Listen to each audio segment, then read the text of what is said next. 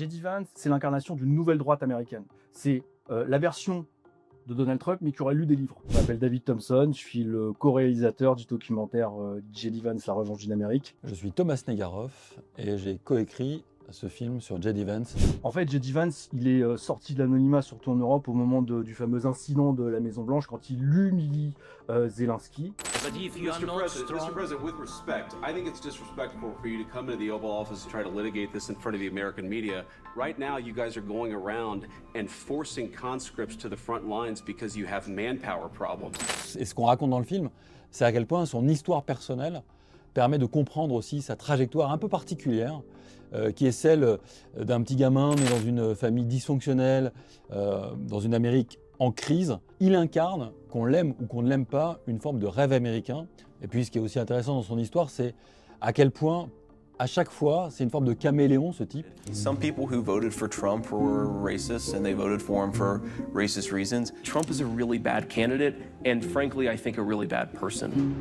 À l'époque, J.D. Vance m'a dit en privé, mais il a dit aussi publiquement que Donald Trump était moralement répréhensible, qu'il était le Hitler américain. Ces conversions successives sont nourries et sont intellectualisées, ne sont pas que liées à une forme de cynisme ou d'opportunisme politique. Yeah, he said some bad things about me, but that was before he knew me and then he fell in love. Le terme que mes sources utilisent, c'est le converti loyal.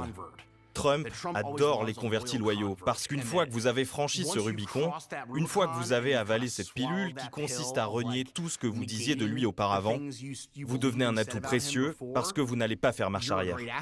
Et l'intérêt de J.D. Vance, l'intellectuel qu'il est, c'est le cheminement. On a le droit de changer d'avis dans une vie. On a même le droit de considérer que Donald Trump, c'est le pire possible, quasiment un Hitler américain comme il l'a dit. Et on a le droit ensuite de considérer que, malgré tout, il est celui qui peut sauver l'Amérique. Et je pense que J.D. Vance s'est laissé convaincre que finalement, le logiciel politique MAGA était celui qui était à même le mieux de répondre aux besoins de sa population dont il est originaire, qui a été selon lui décimée par la mondialisation, désindustrialisée par la mondialisation. Et encore une fois, on revient à Middletown, Ohio, pour comprendre J.D. Vance et peut-être pour comprendre l'Amérique.